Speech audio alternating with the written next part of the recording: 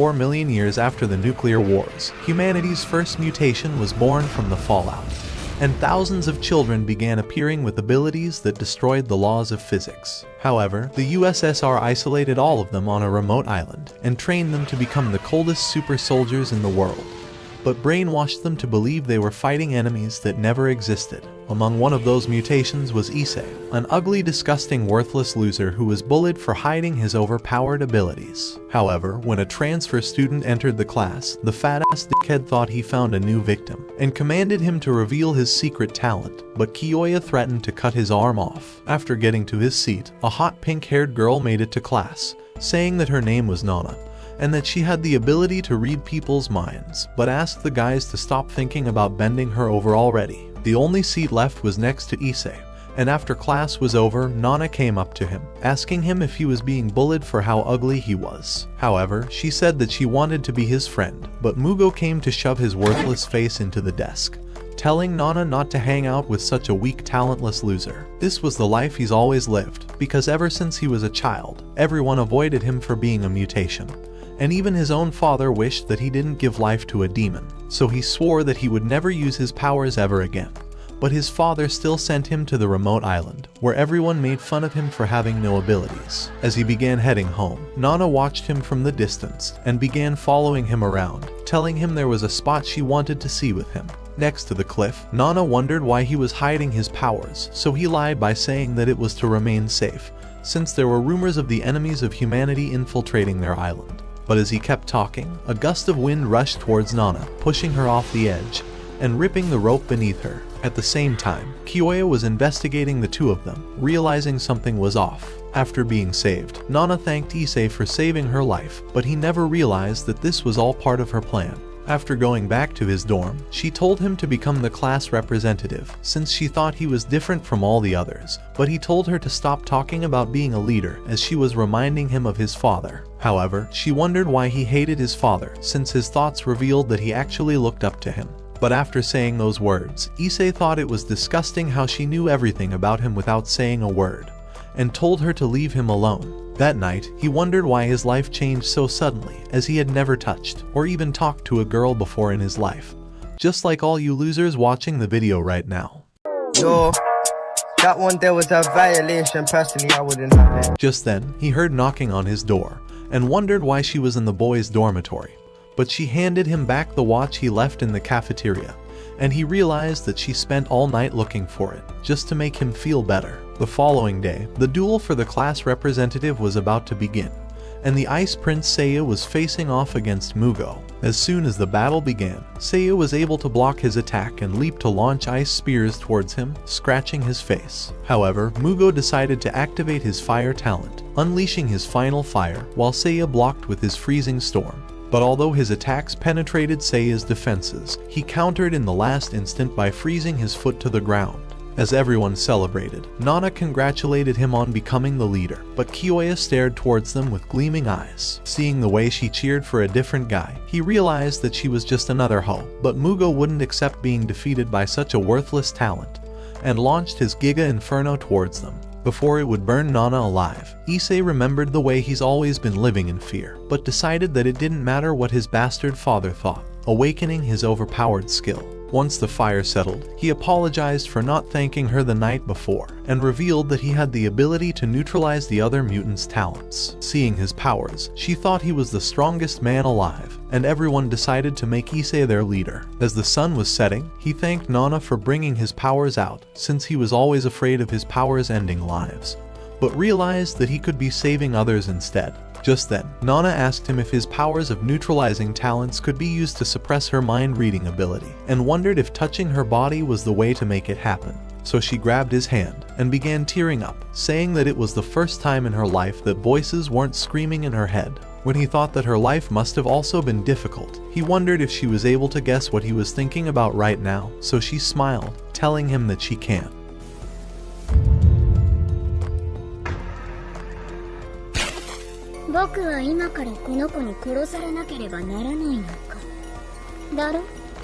All this time, she knew that he was being bullied since he would pretend to read a book without turning pages, and had called him kind because of the cat scratch on his neck. On top of that, the watch on his hand is how she determined his relationship with his father, since it must have been a gift from someone who cared about him. But since he forgot it, she knew that he had some resentment against the person who gave it to him, and confirmed his hatred of his father by provoking him the night before. In that moment, he realized that she was one of the enemies, but she said that he was the real enemy of humanity, asking him to erase his existence from this world, as she read that he had killed over 1 million people. The following day, she used the phone given to her by the agency, which contained the number of murders each of these mutated children committed, and instructed her to kill all of them.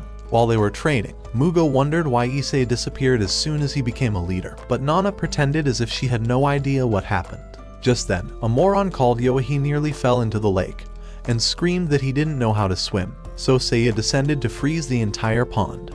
And Nana thought it was disgusting how children like him had the power to destroy the world, as she became determined to kill all of them.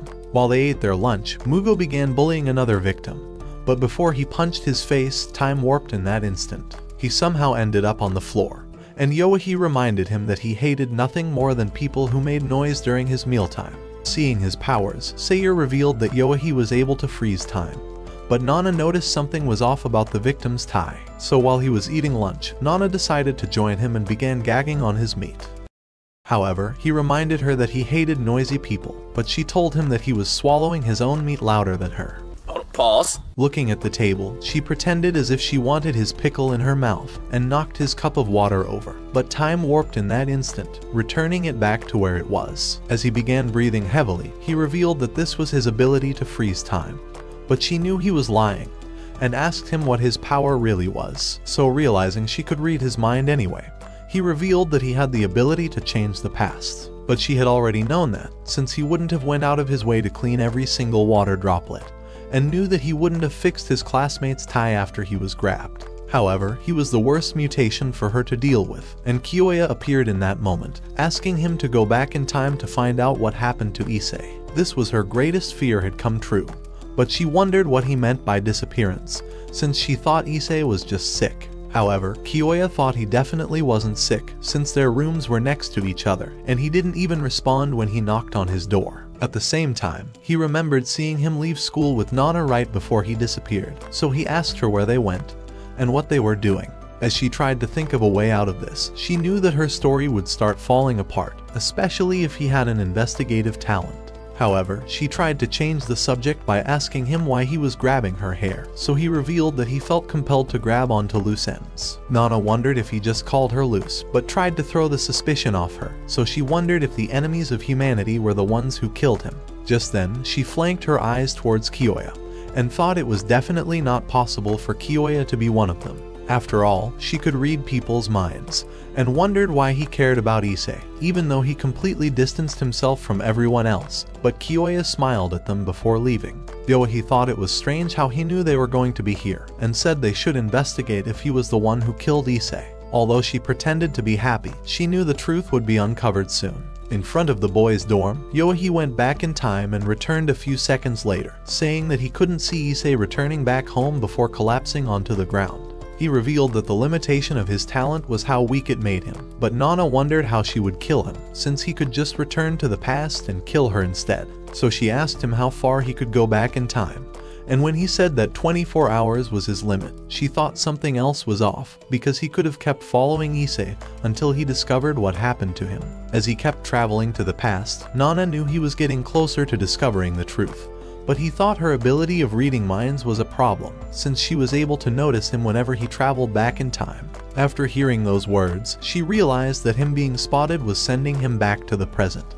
And although he said she was right, she still had no idea how to kill him off before he discovered the truth. So she tried telling him to wait until tomorrow, but he wondered why she was trying to stop him from finding out what happened to her friend. As she froze, he asked her if she was the one who killed Issei after all, but when they got to the cliff and he traveled back in time, she realized that the only thing she could do was trust in herself. After coming back, he realized they were truly close friends for the way they held hands, so she smiled at him, but realized that her memories were just overwritten. Right before she would kill Issei, she was extremely attentive to her surroundings, and noticed Yoahi in that moment, so she waited to make sure he was gone before pushing Issei off. Thinking she was innocent, Yoahi apologized for doubting her and decided to call it a day. That night, Nana was in the shed looking for shovels, before knocking on Yoahi's door in the middle of the night. As they ran through the forest, he wondered why she hid the truth, but she claimed that she didn't trust him yet, so she pointed to where Issei was attacked. She revealed that after holding hands, they began getting chased by a monster to this part of the woods, where they ate Issei, leaving nothing behind.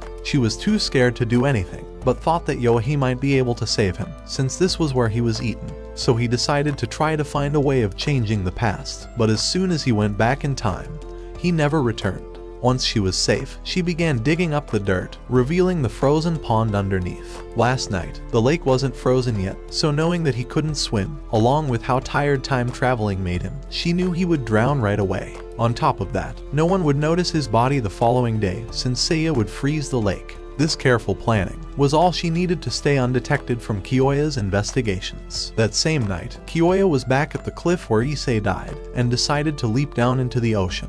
The following morning, as Mugo and Seiya began wondering how Yoahi mysteriously vanished, Nana realized they would start to suspect that a serial killer was among them. Just then, Seiya tried cornering Nana to use his best Discord pickup line, asking her if she's a rope because he'd love to hang with her. However, Nana tried telling him that his girlfriend may not be happy about it, and when Seiya wondered how she found out they were dating, she began reminding him that she could read their minds. But Kiyoya appeared at that moment, saying that it was obvious that they shared an umbrella, since they were both wet on only one side. Realizing he was trying to ruin her plans, along with seeing the seaweed on his head, Nana decided to ask him if he would eat lunch with her.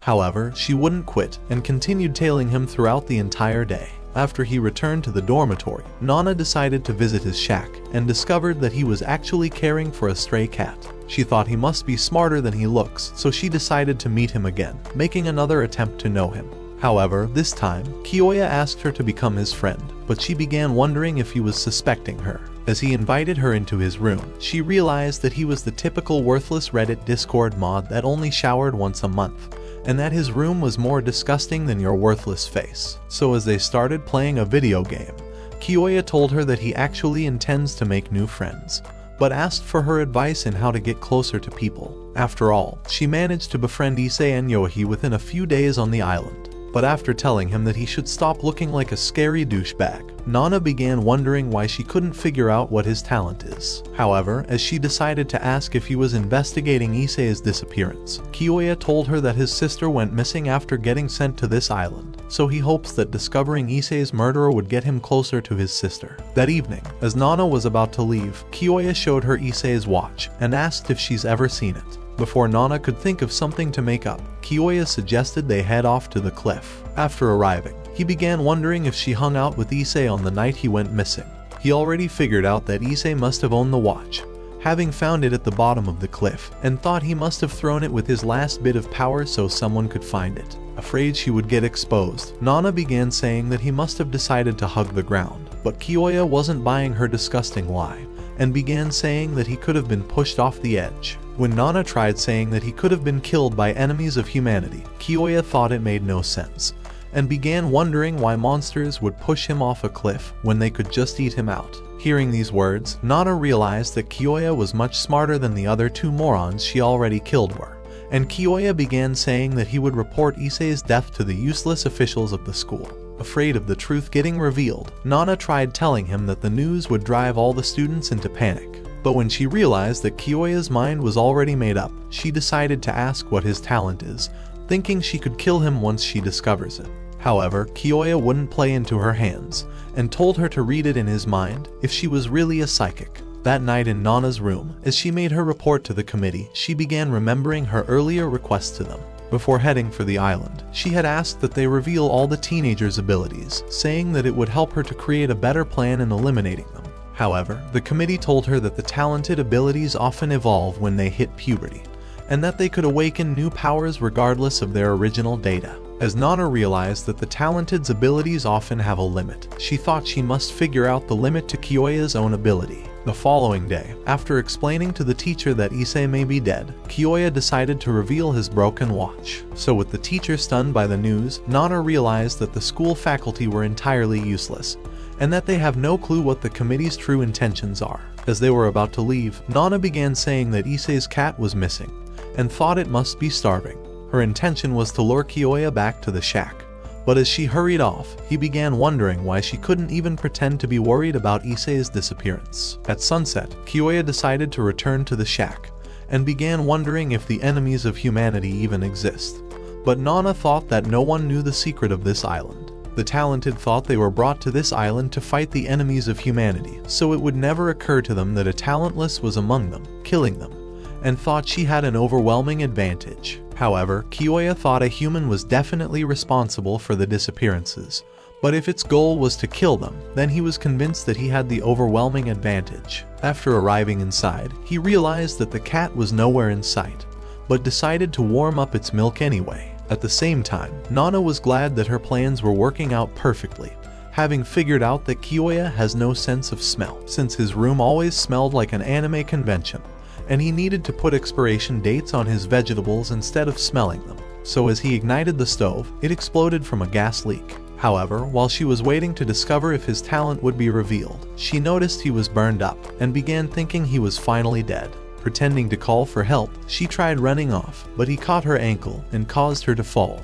He began wondering why she was the first one on the scene, and wondered how she knew to scream his name out, even though his entire body was burned beyond recognition. But she noticed that his wound was already healing. He apologized for suspecting her, since he thought his dear friend would never try to kill him, but wondered why her face looked like she was seeing a ghost. After all, she had the ability to read minds, but was somehow shocked to find out he was an immortal, so he decided to reveal another secret since they were friends. He was born without the ability to smell anything, but said that it wasn't his talent's weakness. However, since all talents come at a price, he told her that he would project his weakness to the front of his mind, so if she can really read minds, she would know what it was. So pretending to have read his mind, she told him she would protect his secret. But as he began to leave, she realized she must discover his weakness at all costs. The next day at school, Mugo began accusing Kiyoya of intentionally blowing up the shack, but Kiyoya told him that a killer tried to eliminate him, the same one who killed Issei and Yohi. Seiya thought his words made sense, but began saying that a new leader must be chosen, seeing as Issei was nowhere to be found. Realizing her opportunity, Nana thought she could easily divert Kiyoya's attention away from her if she manages to become the leader. Just then, two ugly losers began saying that they found a love letter inside Michiru's locker. But as one of them began reading it, Nana thought they were the most useless low-lives she's ever seen, since they had concealed the word idiot in the letter. Just then, Michiru noticed her wound and decided to lick her bone. At that moment, Nana realized that her wound had healed up, but the other girls told her to use her ability less, since it drains her lifespan away. However, when she decided to check her data, she discovered that Michiru has killed over 150,000 civilians, and thought she would have to kill her just like the others. After stepping outside, she discovered that Kiyoya was stalking her, but he decided to leave. Later that day, while Michiru was waiting for her secret admirer, Nana appeared, revealing that the person never existed, and that the useless ugly girls merely wrote the letter to make fun of her. So with their scheme already exposed, the useless girls decided to run away. That night, Nana was glad to have discovered Michiru's full ability, having figured out that she could only heal with her tongue. She thought she could easily stab her in the back, as her tongue wouldn't be able to heal her there. However, as she tried leaving for her room, she discovered that Kiyoya was waiting outside. But when she asked him why a Discord mod was stalking and lurking outside her room, Kiyoya told her that he's trying to protect her from the killer. However, she knew he was trying to restrain her from leaving, to see if the killings disappeared, so she returned into her room immediately. A few minutes later, Kiyoya realized she had cranked up the music, but as he decided to look through her window, he spotted her running into the other dormitory. Before long, she entered Michiru's room and screamed that an enemy of humanity was standing at the window. At the same time, Kiyoya heard Michiru's scream and began running towards her room, thinking that Nana must have found another victim to kill. However, when he entered the room, he found Nana injured, with Michiru trying to lick her wound. When he wondered how she got injured, the ugly, disgusting liar began saying that she overheard a killer's thought, and decided to save Michiru from getting isekai'd. With Kiyoya unwilling to buy into her useless lies, he began wondering why no one saw the killer, and why she didn't ask him for help knowing he's an immortal. However, Nana was proud to have successfully pulled off her plan, making herself another alleged victim of the killer's attacks. With this cheap trick, she thought she couldn't possibly be considered a suspect, but Kiyoya thought her stories weren't adding up. So the following day, he asked her to explain exactly what happened, but she repeated the same lies. As he began thinking that her stories are fake, he wondered why she jumped out of her window, and thought she must have intentionally wounded herself in Michiru's room, knowing that she has the ability to heal injuries. At that moment, the other students arrived, and Mugo and Seiya began fighting over who the leader of the class should be again. Desperate to win them over, she began crying that it was her fault for Issei being dead, since she didn't use her psychic ability to discover the enemy's whereabouts faster. With all the losers feeling bad for her, Michiru suggested they make her their new leader, saying that she saved her from being killed. So all the morons decided to accept her, since her talent would allow them to find the enemies of humanity before they attacked. But Kiyoya noticed the stitching on her back, and realized it was sus. After school, Nana told Michiru to make a record of everyone's talent, saying that she needs it as an emergency. As the moronic girl believed her crap, she decided to carry on the task. Just then, Kiyoya appeared before her, and began to apologize for suspecting her. But as he was about to leave, he began wondering why a monster would stab her with a sharp needle-like weapon, especially since they were believed to have claws. However, he wished her luck, and Nana realized that he was just pretending to believe her, so at night, she decided to prepare poison needles, hoping to annihilate everyone at the same time. But when she arrived at the dormitory, a new student showed up, asking to speak with her. His name was Hadadera, and he decided to tell her that his talent was to see the future. So he revealed a photograph, and began asking why she intends to kill him. He had taken the snap from the future, but with Nana too stunned to answer, he suggested they have dinner together. Before long, he began kicking the cafeteria door, and wouldn't stop until they were eventually allowed inside. So after making an order, he began telling her that his psychic photograph always comes true, and revealing another photograph, he told her that she would get plastered with spaghetti. At that moment, the lady arrived with Nana's order, but she turned it down immediately, hoping this would allow her to change the future. However, as the lady tried to leave, she slipped on the floor, and the spaghetti managed to still land on Nana's useless face. Proud of his ability, Hadadera told her that she couldn't possibly overwrite the future, and decided to ask why she intends to eliminate him. With Nana refusing to say, he decided to reveal another photograph of Issei's fall from the cliff, saying his ability manifested it the day she transferred to their school, and demanded to know why she killed him.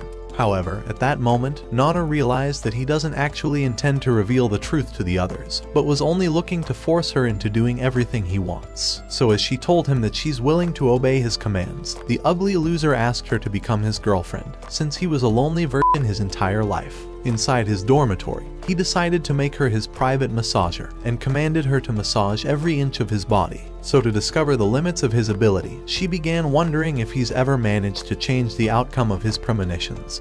But he told her that it was completely impossible. Luckily, he wasn't dead in the photograph, and as he thought it was forecasted for 10 p.m. the following night, he told her that every attempt to kill him would definitely fail. With his premonition being a definite assurance of the future, Hadadera was certain that he would stay alive until it comes true. At the same time, Nana began wondering if she could end his life right here, but was afraid that his visions could really be set in stone. However, when she tried to leave, Hadadera commanded her to return, saying that she's now his girl, and that they must begin developing plot like every other couple. But as he passed out, Nana noticed his camera, and decided to stay up all through the night even as he slept. Eventually, she noticed new photographs as they began ejecting, and as she discovered the photographs were actually snapshots of his dreams, Nana realized that he has no control over what parts of the future he sees. For this reason, she thought she had the upper hand, as he couldn't foresee every single thing that would happen. However, there was one photo that she couldn't allow anyone to see, so she took a fake one to replace it, but realized that she must destroy the others before they were found. In the morning, when the loser woke up, he began revealing that he always has 5 premonitions every night, but said that he only found 4 photographs next to his pillow. He thought she must have hidden the last one, and decided to search through her clothes. As he found it, he realized it was an image of Nana's own execution, and was glad that he would end up killing her. So he told her to meet him in the shed at night, hoping to recreate the image. However, after he left, Nana decided to revert his watch, hoping to make him lose sense of time. That night, she arrived first at the shed, but her needles flew under a table. As the ugly loser entered, he grew confident that he would eliminate Nana. So as she tried to strangle him, he managed to remove the rope, and punched her to the floor. Looking to end her, he revealed that he already reset his watch, and that she couldn't possibly kill him since his newest premonition forecast that he would end her life at 10 p.m. So with Nana subdued, the moron began thinking it was over, but as he tried feeling her plot, she caught his hand, leaving him paralyzed at that instant. She had managed to pierce him with her poisonous needle, but told him that his photographs truly predicted the future after all. When Hadadera began wondering how it all went wrong, Nana told him that the last photograph was a fake, and that she intentionally lured him here, knowing already that he would let down his guard and grow confident of overcoming her. At that moment, she decided to reveal the actual photograph, but this was the worst part of her entire plan, since Kiyoya and Michiru entered at the same time. As they began wondering what happened, Nana screamed at Michiru to save Hadadera, saying that he fell from an accident. However, Kiyoya wasn't buying her fake tears, and decided to reveal her photograph, saying that they found it inside Hadadera's room. As he demanded to know why she was staying with him, Nana claimed that he had taken photos of her in the bathtub, and forced her to become his girlfriend, so Kiyoya wondered if she tried killing him to get her freedom back. However, she revealed that it couldn't be her, since his body had no external wounds, and said that she thought she saw the enemies of humanity. But when Kiyoya wondered how these enemies could kill people without inflicting physical damage, Michiru remembered they had the ability to cast curses to kill their victims. Even so, Kiyoya thought these enemies of humanity had broken abilities, but Nana smiled at him, since they were the ones who could time travel, have immortal lives, and even predict the future. As she began to leave, Kiyoya thought her disgusting face was definitely sus, but Nana's only desire was to retrieve the remaining photographs in Hadadera's room. Before long, she started looking around the room, glad that none of the photographs have been found. But as Kiyoya appeared behind her, she managed to slip them into her bag. When he asked why she returned to this room, she told him that she was gathering all her stuff, but he began wondering why she was still alive when the psychic photograph already forecasted her death. On top of that, he thought it looked like a fake photo since the rope was double wrapped. In cases of murder, the rope is wrapped around once, since the victim is trying to escape as the killer is trying to wrap it, making it extremely difficult to double wrap the rope. As he handed it back to her, he began wondering why she took a photo of herself, but realized that she wanted Hadadera to let his guard down once he began thinking that fate was on his side. After she left, he thought something bad must have happened between both of them, but wished that he arrived sooner to search the room for clues. At Nana's room, when she decided to check the photographs again, she discovered that one of them was missing, and realized that it must be on Hadadera's body. At the same time, Michiru was trying to heal him with her ability, but after realizing that Hadadera's soul had already entered Nirvana, she remembered that her powers could never bring someone from the dead. It was the image of Issei's fall from the cliff, but before her useless brain could figure it out, Nana appeared at that moment, wondering what she was holding. With the moron too slow to discover the truth, she asked Nana what the photo was, so she took it away, saying that it looked like Hadadera never had the ability to see the future. Instead, she said that every photo he took was merely an image of his dreams, and asked her to keep what she saw a secret between both of them. Realizing it meant they were going to be close friends, Michiru promised she would. A few days later, as all the students gathered for Hadadera's funeral, Kiyoya began asking why the school officials weren't trying to investigate his death, but even the teacher had no idea. As Kiyoya decided to take charge, he began saying that Hadadera must have been murdered. But Nana was desperate to protect her secrets, and decided to stop him, saying that he would cause everyone to panic. But he told her that he must perform an autopsy on the dead body. Hoping to dissuade him, the psycho asked to talk with him outside. As she began wondering why he wouldn't accept that Hadadera died from an enemy of humanity, Kiyoya thought it was too coincidental for him to die while assaulting her, especially since she was also somehow nearby when his shed exploded. However, she tried to deflect the blame off of her, asking him why a killer would attempt to end his life if he was an immortal. Hearing those words, he realized that she had a point, because since she could read minds, he would naturally be her last target. Without knowing it, he had fallen for her trap, as she was exploiting the premise that only the talented were allowed on this island. Even so, he began returning to the funeral home, determined to make the autopsy. But as Kiyoya opened the coffin, the body rose up on its own, and a kid stepped up to the front. His name was Shinji, and he revealed that he could make the dead confess the truth of their death. With his necromancy power, he said that he could even make the dead walk again. Hearing these words, the others began wondering if this was some horror freak show, but a useless girl appeared at that moment, telling them that Shinji was just a regular guy. However, Shinji began saying that he could see through Hadadeira's eyes if he wishes, and could even draw out the memories of his final moments. With a final act of desperation, Nana began screaming that Hadadeira's soul would be violated, and that she could hear him screaming from hell. The thought made all the students afraid, and as Kyoya realized they would all start seeing him as the villain, he decided to call it off.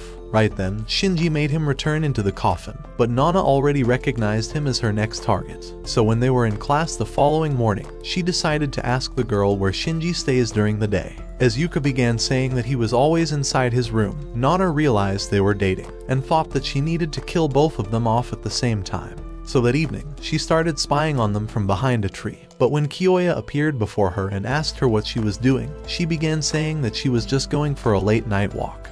Stop the cap! Stop the cap right now! With Kyoya already knowing her ugly ass face was lying to him, he began wondering if Shinji was her new target.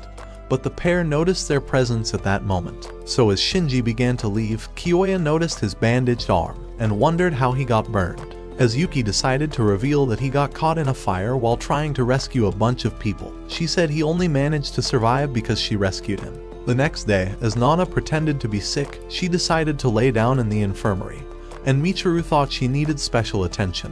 However, when she left, Nana realized she could easily slip out the window to the boys' dormitory and return before anyone notices. With Kyoya patrolling the island every night, she thought she couldn't get a better time than now. So she ran off immediately, reading that Shinji had committed over 300,000 murders. After arriving in his room, she pierced him with her needle, telling him that Yuka would soon be joining him in the afterlife. However, as she started running back to the infirmary, she noticed a cat that was stuck inside the gutter. At the same time, Kyoya and Michiru had arrived at the infirmary, but as he drew the curtain, they realized that Nana wasn't inside. Just then, she started banging on the windows, saying that she found a stray cat. So after they arrived at the spot, she told Yuka to lift the grate with her superhuman strength, hoping to figure out the limits of her power. However, Yuka told her that cats always trigger her allergy, making it impossible to use her powers. That night, while she was sleeping, Nana successfully sneaked into her room and was ready to end her just like she killed Shinji.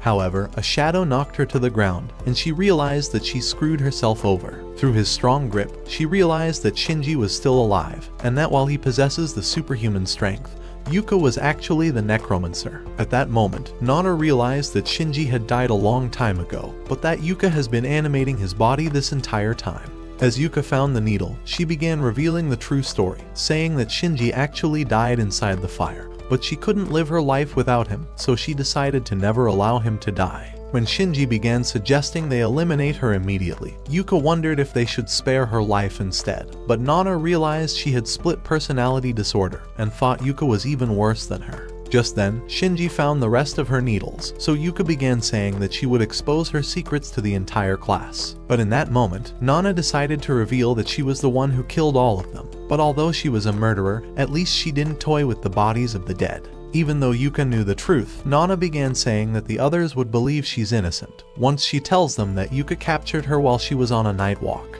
But when Yuka tried saying that Shinji was a witness of her attack, Nana told her that she would reveal he's a corpse, and that she has been animating his body. With Yuka growing reluctant to reveal the truth, Nana suggested they keep each other's secrets, and in addition, promised to reveal Shinji's thoughts. Tempted by this offer, Yuka decided to set her free, but Nana realized she has successfully outsmarted her. As she pretended to read Shinji's thoughts, she told her that Shinji's soul wants to kill Nana, but ran away immediately. As Shinji thought her words made sense, he began suggesting that they kill her, as Yuka could easily animate her body once she was dead, and could use her powers to read his soul whenever she wants. Thinking it was the best plan in the world, Yuka agreed that they hunt her down immediately. However, Nana was glad that she managed to lure her outside, but as Shinji noticed her presence, she began running off. By the time Yuka and Shinji arrived in the forest, Nana began asking Yuka if she animates Shinji's body with her ugly necklace, so Yuka decided to reveal that she could only animate a body when she acquires a piece of their property. As Yuka shined her light into the bushes, she realized that Nana wasn't there. But when Nana leaped from behind to snatch the necklace, Shinji appeared to strike her,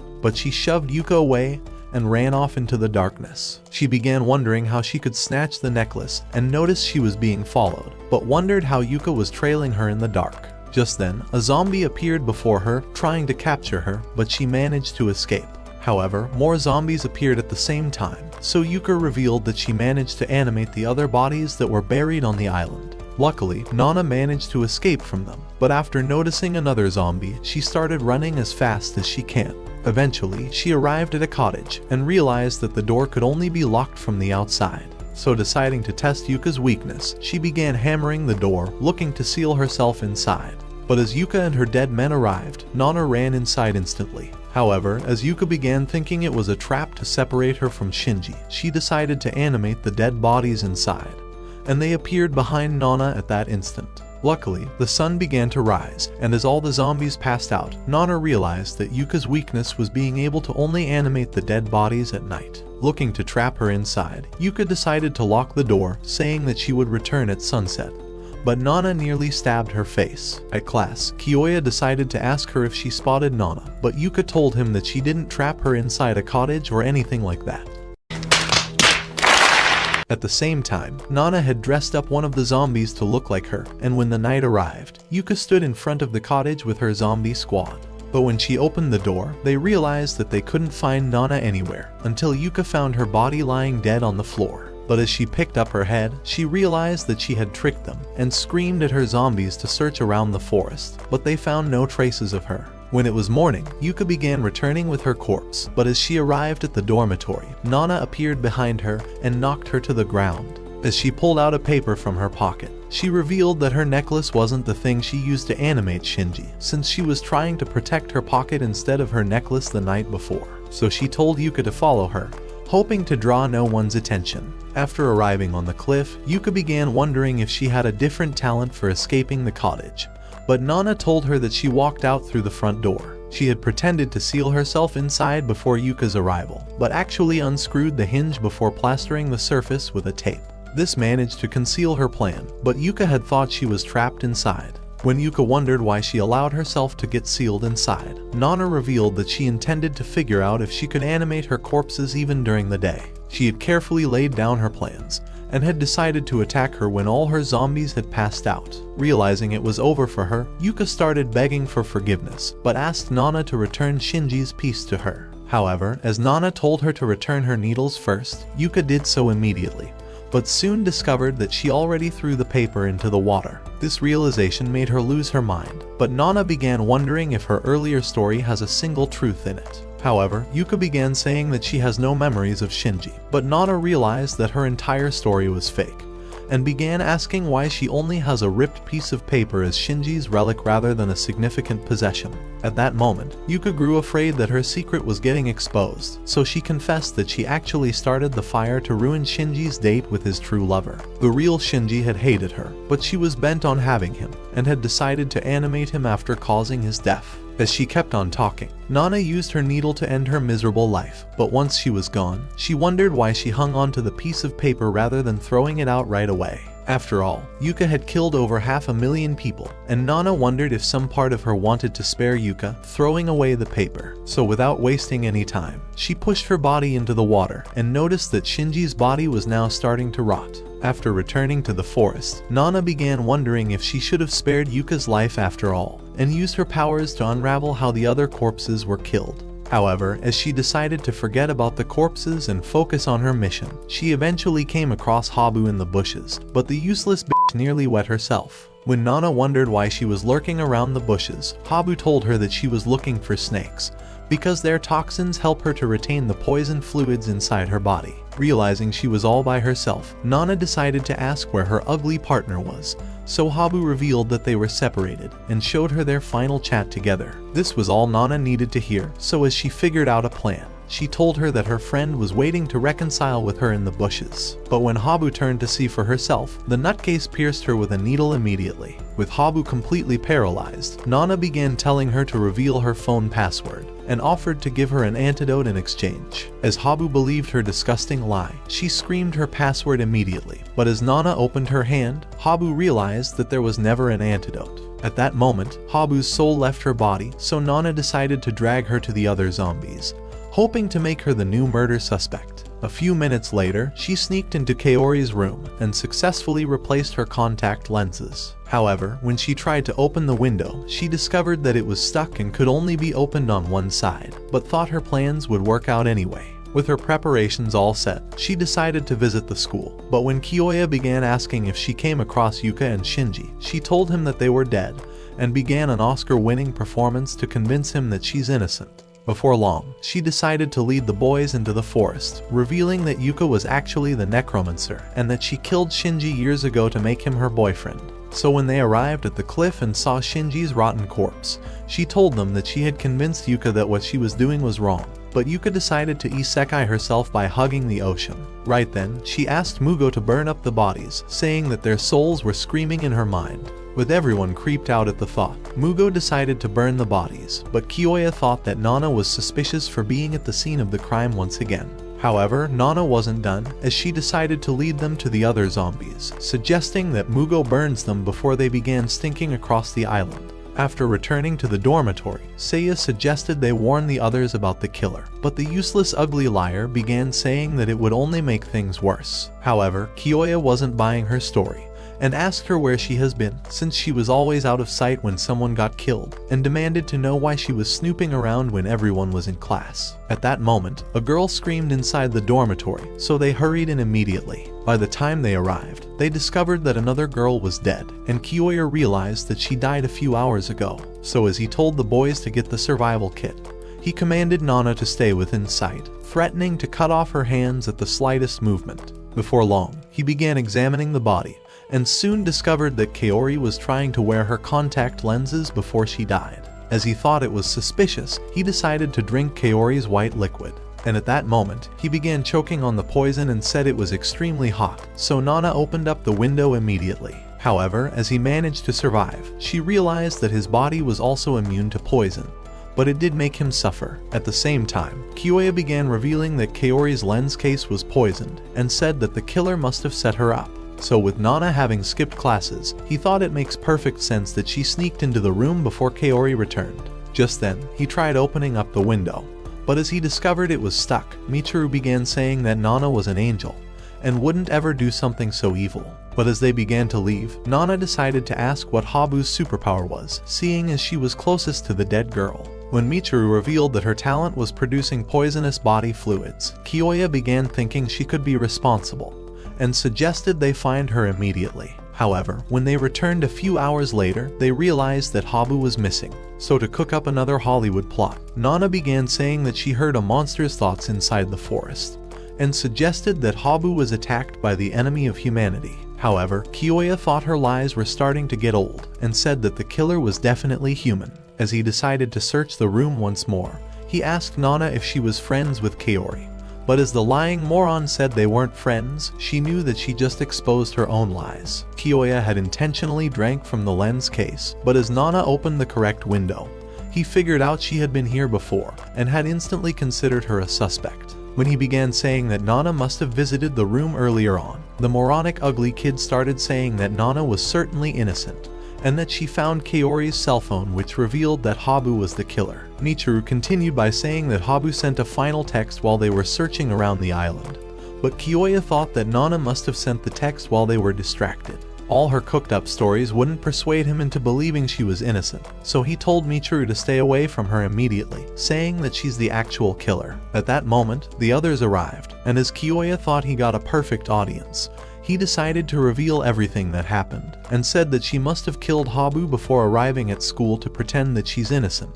He had kept his eyes on her the whole time, and figured she suggested they burn up the bodies just so they wouldn't discover that Habu was dead already. On top of that, she had stolen Habu's phone, and he thought she must have secretly sent the text to lure Kaori into wearing the lens. Desperate to save her lying ass, Nana began saying that she couldn't have possibly sent any texts. But Kiyoya thought her lies were getting useless, and said she could have easily read Habu's thoughts and stolen her phone password. At that moment, Nana knew she was screwed, but Kiyoya wasn't done. So as he drew closer to her, he began wondering if she was still in possession of Habu's cell phone, having already noticed she was hiding an item inside her clothes. As he decided to search her pockets, he realized they were all empty, but Michiru thought she was innocent, and began saying that Nana isn't the killer. No one realized that Nana had actually left the phone with a zombie, hoping that its melting body would tap the send button. And luckily, it worked out exactly as she planned. But Michiru began asking Kiyoya to apologize to her, saying that his accusations have left her traumatized. So as Kiyoya grew ashamed, he decided to apologize for calling her a suspect. But as Nana realized the opportunity, she began saying that Habu's soul was calling for peace and asked that they never suspect each other again. Somehow, the brain-dead morons accepted every word she said, and she told them to make a report of everything that happens. To gain their trust forever, she decided to shake Kiyoya's hand, but he knew that something was definitely wrong with her. That night, as she pretended to guard the dormitory, Michiru appeared before her and began calling her a hero. So as she sat next to her, she offered to watch over the dormitory instead. But Nana began wondering if she was doing the right thing. While she was pretending to sleep, Michiru began asking why she couldn't read her thoughts, and immediately held a box cutter to her throat. She demanded to know what her real power is, so Nana began saying that she could release poisonous fluids from her body, but Michiru was already sick of her recycled lies. Just then, as she noticed Michiru was distracted, Nana managed to seize her hand, causing the box cutter to fall off. But Michiru had expected this, and began saying that Nana must have been trained as a special agent. Just then, two girls appeared outside, so Michiru pretended they were having a regular conversation, and decided to head inside. At school the next day, Michiru returned again, saying that she brought Nana a present, but asked her to guess what was inside. Sensing it was a trap, the ugly liar began saying that her telepathic brain was on a break, but Michiru told her that she would return.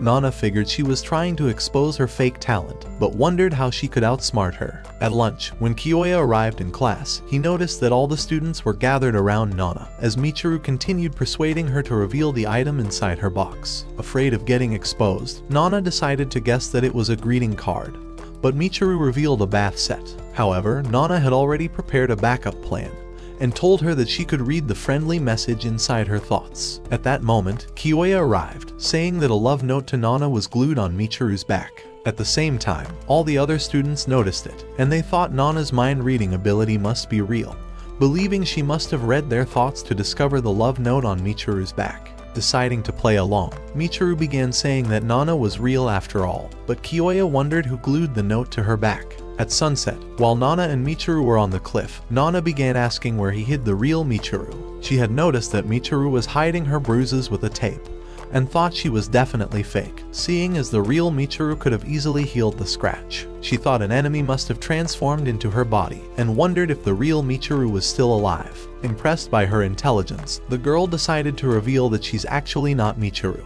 but that she had taken her form just to discover who Nana really is. At that moment, he revealed his true form, and introduced himself as Jin, saying that he was a former student in the school, but asked to speak with her privately. After arriving inside his cave, he began saying that he's seeking an ally, and that the zombies Yuka summoned were his old friends that died 5 years ago. When Nana began wondering who he really is, Jin revealed that he was the stray cat whom Kiyoya was feeding milk. But in hopes of hearing her own secrets, he decided to reveal everything that happened 5 years ago. When they were first brought into the island, they had noticed that their friends were going missing, so they began killing each other in a desperate attempt to become the leader. Eventually, they would split into factions, and started warring across the island. They were deluded into believing that they were all enemies of humanity, and even after the officials abandoned them, the leaders of the factions decided to continue the war. After everyone was dead, he decided to return home, but soon discovered that government agents were trying to end him. So as he managed to escape, he began observing the island, having suspected that the government were trying to eliminate the Talentless. Just then, he began choking, so as Nana revealed that she already slipped poison into his tea, his soul left his body instantly. Proud of her success, she decided to report his death to the committee, but Kiyoya took her phone immediately, realizing it holds all her secrets. At that moment, Nana realized she was screwed, but soon discovered that Jin was alive, who had already taken Michiru's form. So as he began to reveal his intentional slip-ups, he told her that he can use the powers of anything he transforms into, and that he managed to survive the past war because of this broken ability. However, Nana thought he was the real enemy of humanity, and realized she couldn't allow him to survive. As Jin wondered who she was trying to call, Nana discovered that her foot has been frozen to the ground, but thought she could still outsmart him. So she told him to transform into her body and use her memories to discover the whole truth. However, as he began reading through her diary, she managed to free her foot from the ice and hurried out of the cave. But as she began running towards the forest, hoping to reveal Jin's identity to the others, she noticed Mugo approaching her with a massive fireball. Before she knew it, he blasted her with the fire, nearly obliterating her worthless body. But when it was over, Jin decided to apologize for nearly roasting her body, and revealed that he could hardly control his powers after transforming into another being. He told her that he wishes to know her better and asked about her childhood, promising to spare her life if she reveals the whole truth. Having no other choice, Nana began revealing her past, saying that her parents were murdered when she was a kid. She thought the killer was an enemy of humanity and had been traumatized by the memory ever since. However, having lost all her strength, she began to slip into unconsciousness. But just before she passed out, Jin began telling her that the Talentless were being abandoned and untrained. It was only a matter of time before they began to lose control of their powers and start to unleash their killer instincts all across the island. The next day, when Nana woke up, she realized that she was back inside her dormitory, and Michiru was glad to see her awake. As Nana wondered how she managed to return, Michiru told her that she found her body outside her room, but she realized that Jin must have brought her back. As Michiru began wondering how she manages to keep fighting on her own, the memories from her childhood flashed across her mind. And as Nana told her that she isn't afraid of anyone, she realized that she had accidentally broken character. However, she decided to reveal that her parents were killed by the enemies of humanity, and that the memories were haunting her thoughts. Hearing her words, the ugly moron began to cry, apologizing for accidentally triggering her trauma. But Nana knew she was just another useless ugly loser who would soon be sent to Nirvana. Now listen! That's called motherfucking bars, nigga! You know nothing about that! She thought Michiru would equally have her own dark side. After all, she had killed over 150,000 people, and decided that she would eliminate her once she discovers that she's just another deranged killer. Right then, she realized she could sell her sob story to gain support in the future, so she began saying that she was responsible for her own parents' murder, having accidentally opened up the window for the enemy. But after realizing that Michiru had already forgotten about breaking her character, she pretended to be too sick to continue. That night, during the funerals, the teacher told Kiyoya that the classes would be cancelled until the murder case was solved. But Kiyoya demanded to speak with the higher-ups, saying that he intends to give them a piece of his mind. At the same time, Nana's old memories were starting to return, but she soon noticed that Michiru was beginning to grow weak, and thought her powers were starting to shorten her lifespan. Later in her room, as she began wondering whom her next victim should be, Jin appeared inside, saying that he was relieved to see her alive. Looking to discover his weakness, Nana began wondering why he didn't transform into Michiru and healed her wound. But Jin revealed that the healing would end his life immediately. Hearing these words, Nana realized that Jin suffered a worse version of the weaknesses when he transforms into a Talentless body. But Jin asked for the rest of her childhood story, offering to give back her phone in return. At that moment, Nana discovered that Michiru was outside her room, and the useless girl told her that she was afraid of sleeping alone. So after realizing that Jin had already transformed into a cat, Nana decided to allow her inside. Before long, she figured out that Michiru actually intends to hear the rest of her childhood story, and even the cat was eager to know what happened. So thinking it would eventually be to her advantage, Nana decided to reveal her entire story. When she was a younger kid, she had a rare talent for games, and even became a chess master when she was only 4. However, on a particular night, she decided to sneak out the window to the convenience store, but after returning, she fell asleep, forgetting to shut the window. Her parents had always warned her to clean the mess she made with her toys, and to always lock her window. But after waking up in the morning, she discovered that they were both dead, and the police had revealed that the killer sneaked in through the exposed window. The guilt had plagued her for years, and she blamed herself for their deaths. However, as the memories began to overwhelm her, Michiru held her hand for support, and her warm touch brought peace into Nana's soul. The following morning, when she woke up, she realized that Michiru stayed awake all night, but Kiyoya barged inside immediately. As he ignored Nana's ugly face, he decided to ask Michiru if she stayed with her all through the night. As she told him that they were together, he told them to follow him immediately. Before long, they arrived at the boys' dormitory, so Kiyoya decided to show them a random room. As they looked inside, they discovered that another student has been killed, and Nana realized that she wasn't the only killer on the island. Just then, Kiyoya began saying that he noticed a stab wound on the dead body. But as he decided to ask where Mugo was the previous night, the fatso immediately told him that he was hanging out with the other losers and was giving them a motivational speech about the secrets of plot development. Determined to figure out the truth anyway, Kiyoya decided to ask what their talents were. As Mugo thought it was irrelevant and tried to stop him, Nana told him to allow Kiyoya to uncover the truth. At that moment, one of the losers decided to mimic Nana's voice, but Kiyoya thought he was too weak and useless to be the killer. When it was another loser's turn, the boy decided to kneel on the floor, but as they began wondering if he passed out, they realized that the bathroom was in use. While they were wondering who it was, the boy revealed that he did an astral travel into the bathroom, as he could easily teleport his soul outside his body. When it was time for the last loser to show off, the meathead decided to magnetize a clock with his hand, before revealing that he has the ability to turn his body into a magnet. With Nana growing confused, she began wondering if the victim truly died the previous night. So as Kiyoya told her that he did, he revealed that he spotted him during the mass funeral, before he was found dead inside his room. Just then, his lover decided to introduce herself and told them that her name is Fuko, since she found his body first. Kiyoya decided to ask why she came into his room, so she told him that it was only a habit. However, Kiyoya could see through her disgusting lies and told her to reveal her talent, but she suggested they head outside. After arriving outside the dormitory, she decided to explain that she could channel the atmosphere in launching her attack.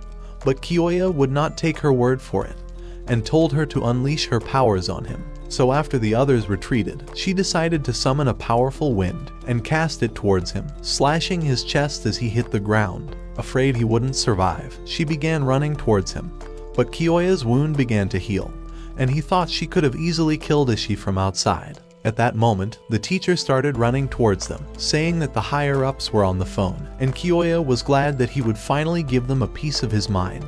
Later that day, Nana decided to return to the crime scene, hoping to find clues for the murder, and soon noticed moths under the bed. She thought it was suspicious, but soon discovered that Michiru has been mysteriously quiet all through the day, so as they had lunch, she began wondering if Michiru was starting to suspect her for the past murders. Just then, Michiru began asking a bunch of questions about her future, and wondered if she would move in with her family once they leave the island. However, Nana thought she was trying to lure her into a trap, so she slammed her bowl, and told her to stop talking about her family. Inside her room, as Nana began wondering if Michiru was trying to get her to reveal her secrets, the teacher arrived to give her a new uniform, saying that Michiru reported her old one was ripped up.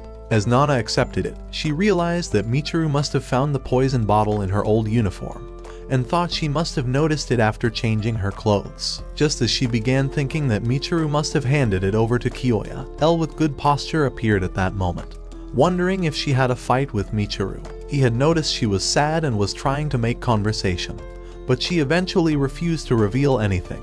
However, he was looking to interrogate Fuko, so he told Nana to follow him. As he tried to leave, the teacher told him that the request to the higher-ups was successful, and that they would be sending a representative from the headquarters. Hearing these words, Nana wondered how he managed to persuade the committee to come to the island, but thought she must kill as many of the students as possible before the island descends into war. Inside Fuko's room, Kiyoya decided to ask where she's been ever since the funerals were over, so she told him that her friend came over and spent the night with her. Thinking he's heard enough, Kiyoya decided to leave. But as they began walking down the corridor, he asked Nana if she believes Fuko was telling the truth using her mind-reading ability. Hoping she wouldn't slip up, Nana tried pretending like she had no idea what he meant, but told him that she thinks Fuko is innocent, because after the funerals ended, Mugo had given a 5-hour pep talk to the 3 losers, and Nana thought they would have certainly heard Ishi's screams when the killer tried to murder him. Due to this, she thought Ishi was killed after Mugo was done with his useless pep talk, and with Fuko having revealed that she spent the entire night in company of her friend, Nana thought it was definitely someone else. However, Kiyoya wasn't convinced, and began saying that Ishi must have surely been killed during Mugo's pep talk. He had noticed the moths under his bed, and thought they were lured in by the light. However, since Ishi was known for going to bed early, Kiyoya thought he must have been isekai right before he slept, as he was convinced that he would have definitely turned the lights off before sleeping. When Nana wondered if the killer could have sneaked in through the window while Ishi was asleep, Kiyoya told her it was impossible, because the killer could not have possibly turned on the lights to draw attention. Moreover, Ishi's talent was to shrink himself, and Kiyoya thought he could have easily hidden somewhere he wouldn't be seen. For all he was concerned, Fuko and Ishi must have gotten in a fight, and after managing to poison his drink, Kiyoya thought she must have slashed his throat before escaping. That night, as Nana decided to visit Michiru's room, she realized she was inside the shower and decided to search her room for clues. However, after coming across her diary, she began to read it. Inside, she discovered that every single thing Michiru wrote down happened to be about her best friend, Nana, as she thought she was the bravest person she'd ever met, detailing every part of their lives together. And as if it wasn't enough, her mysterious silence was caused by her desire to buy Nana a gift, and she thought it would make her feel better for losing her parents. At that moment, Jin appeared with the poison, and told her that Michiru has always been a good friend all along. With Nana in shock from the realization, she decided to ask why Jin was revealing the truth to her. So he told her that he intends to find the committee that trained her into becoming a serial killer. He told her that he was leaving the island in the meantime, and warned her to check Michiru in the shower. At that instant, Nana realized she had been inside for too long, and as she decided to check on her, she discovered that Michiru was unconscious. Realizing she's still breathing, she decided to pull her out of the water, afraid that her plans would be ruined once Michiru was dead. As she laid her inside her room, Nana discovered that she has a high fever. But as she began coughing, she realized that she was extremely dehydrated, and thought she wouldn't survive until the morning if she wasn't treated immediately. So that same night, she decided to visit the teacher and demanded for a doctor that would treat Michiru. But he told her that the doctor had left the island. As Nana noticed that the other teachers were missing, he told her that they had already gone to the teacher's faculty, because even they were scared for their lives. So having no other choice, Nana decided to ask for Kiyoya's help. But he told her that he was examining Ishi's corpse to figure out his time of death. As she realized she was running out of time, she decided to ask for medications instead. Once she got it, she started running towards the cafeteria, hoping to get some food for Michiru. After arriving, she realized that the door was locked, but broke the glass with a stone. As she tried to open it from the inside, she nicked her finger and realized that she needed to be careful. After returning to the dormitory, Nana began trying to cool off Michiru's body temperature, but Kiyoya arrived to examine her body. By the time he was done, he noticed that Michiru's room was scattered, and thought that Nana must have definitely been digging through her drawers. The next day, as Kiyoya decided to search one of the boys' rooms, Yuji began telling him that he found dead rabbits near the school bushes, and that they were killed the same way as she was murdered. He thought the killer could be responsible, but Kiyoya wondered how the loser managed to listen to Mugo's moronic speech for 5 hours. In Michiru's room, Nana realized that her fever was going down, and was glad that the girl would survive after all. At that moment, Fuko entered the room, and began asking if Michiru's wound was starting to heal. But Nana thought she was suspicious, seeing as she never told her that Michiru was sick. Even so, Fuko wouldn't give up, and offered to watch over Michiru in the meantime, suggesting that Nana gets some rest. But Nana told her that her ugly blind face deserves to be laid to eternal rest.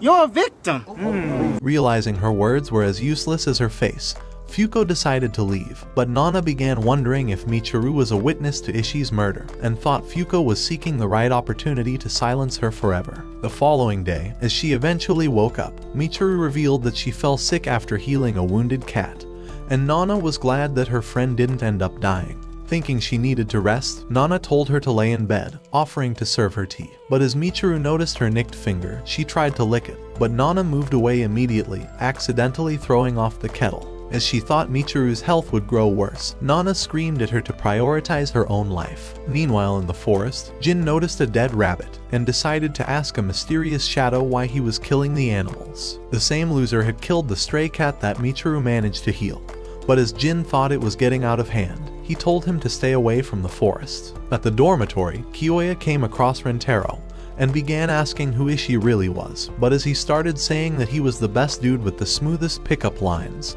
he drastically turned sad, and Kiyoya realized he was hiding his true feelings. In Michiru's room, as they began having lunch, Nana realized she was losing time, and thought she could easily kill Fuko, and persuade everyone into thinking that she isekai'd herself. Looking to utilize the rest of her time, she tried to leave, but Michiru asked her to stay, saying that she was afraid of staying alone. However, Nana thought she would be considered a failure once the committee got involved, and decided to leave anyway. As she was heading to her room, she thought her master would hate her for developing a bond with a talented, and thought she must kill everyone as soon as she could. However, she eventually returned to Michiru's room, and decided to ask her why she tried to heal the useless girls who bullied and teased her with the fake love letter. So Michiru told her that everyone deserves to be saved, and said that she was willing to show everyone kindness. Just then, Nana remembered a name called Hitomi inside her diary, and decided to ask who she was, pretending to have read it in her thoughts. So as Michiru fell for her worthless lie, she told her that Hitomi saved her life, and decided to reveal the story. When she was much younger, she got bullied at school for healing her crush, and was eventually shunned like a plague. However, one day, after healing a puppy, a new girl appeared and thanked her for saving her dog. Her name was Hitomi, and ever since, she had become her guardian angel and threatened to beat up all the bullies. And as days passed, they started having lunch and even hanging out after school. But when Hitomi mysteriously vanished, Michiru thought she abandoned her. But one day, Michiru passed out at a hospital, and as Hitomi visited her, she decided to reveal that she has been sick with cancer. While at school, she had pretended to be fine, but had decided to quit after her health grew worse. The revelation made Michiru sad, but after a few weeks, she discovered that Hitomi had passed away, and felt useless for being unable to heal her. This was the reason she always wanted to heal everyone, and she was willing to sacrifice her own life for others. At that moment, Nana was completely speechless, but as Michiru wondered if she got possessed by a ghost, she decided to leave immediately. However, once she was outside her room, she broke down on her knees, realizing that Michiru was a kind, innocent soul, and wondered how it was possible that she killed 150,000 people. Inside her room, Nana's old memories began to return, and she remembered that everyone had blamed her for the death of her parents. Just then, Michiru entered and began telling her to search through her memories. She was convinced that Nana wasn't the cause of her parents' death, and told her to try and remember exactly what happened on the day she found them dead. Right then, Nana remembered that she didn't trip in the morning, and Michiru revealed that her parents cleaned her room by the time she woke up, and even locked up her window when they were done, since they always reminded her to do that. At that moment, Nana realized she wasn't the reason her parents died after all, but as she tried blaming herself anyway, Michiru hugged her immediately. Right then, Nana realized that she has been worried about her these past few days, and that she was always in deep thought to prove that Nana was innocent. When Michiru began telling her that she intends to buy her a gift, Nana began wondering if she truly deserves her friendship. The next day, as they decided to shop for gifts, Nana noticed a beautiful pen, and began wondering if it would make a lovely gift. But as Kiyoya appeared behind her, he started saying that he needs her help to capture the killer. He thought it was only a matter of time before the psycho begins to search for a new victim, and thought it could be any of them. At sunset, Nana and Michiru started returning to the dormitory, but as Nana decided to give her the pen, Michiru told her that she also bought her a gift. So as Nana slept that night, she cuddled the gift and was excited about her new friendship. But Jin appeared at her window. When Nana wondered why he returned to the island, he began telling her that Michiru is in danger, having been lured towards the sea by the killer. Realizing her first real friend was about to die, Nana hurried out immediately. But after arriving outside, she realized that she was better off asking for Kiyoya's support. Meanwhile, in the forest, an invisible hand sliced Michiru across the face, but when she wondered who it was, the invisible man told her that he came to kill her. At the same time, Nana was running towards the sea, but as her master called her at that moment, asking about whom she intends to kill next, Nana realized she was screwed. However, she managed to pretend that she was on the hunt for another victim, and after the call was over, she began thinking that she should abandon Michiru, since she was another talented she needed to kill eventually anyway. In the forest, Michiru was running for her life, but was eventually shoved towards the cottage. However, she thought that Nana would come to save her, but the invisible man thought that she would never do that, since she was always lying, and decided to end her life.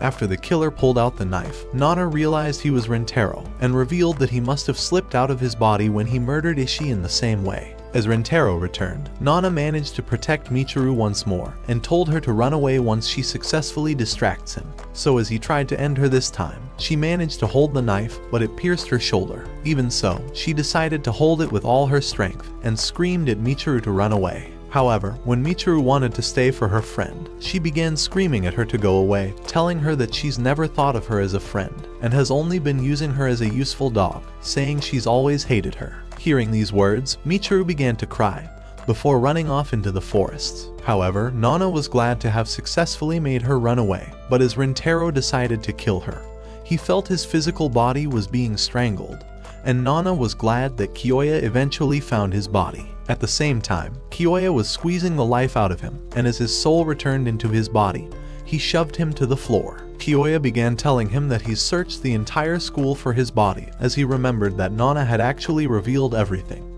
even suggesting he finds his body. And after he noticed that she was really worried about Michiru's safety, he had agreed with her plan, but wondered if he would ever uncover Nana's own crimes. At the cabin, Nana laid unconscious on the ground, having been brutally wounded by Rentero's knife, and as she realized that her soul was about to leave her body, all her previous murders began flashing across her mind. She thought she deserved to die, and was glad that she would be reunited with her parents' souls. However, as she grew sad that she would lose her newfound friendship, she realized that Michiru had returned to her side, and was sad to see her slipping away.